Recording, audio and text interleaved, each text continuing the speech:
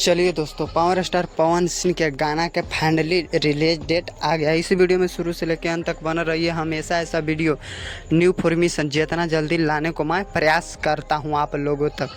Power star Pawan Singh के गाना के पोस्टर आया, जिस गाना के नाम है पापा के पड़ी।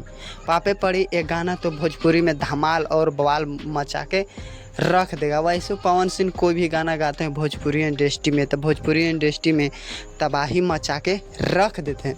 लेकिन पावर स्टार पवन सिंह ने गाने के गाए हैं और किविन सालनी भी इनमें है और पावर स्टार पवन सिंह भी हैं।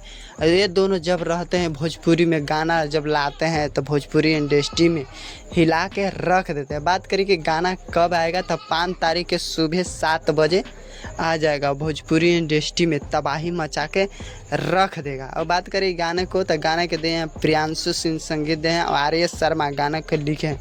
जब गाना लिखे हैं आर.एस. शर्मा तब बवाल तो मचबे करता है। प्रियांशु सिंह रहते हैं तो और तबाही मचा के रख देते हैं भोजपुरी इंडस्ट्री में। हम हमेशा ऐसा वीडियो न्यू फॉर्मेशन जितना जल्दी लाने को मैं प्रयास करता हूँ। पूरा वीडियो देखने के लिए धन्यवाद।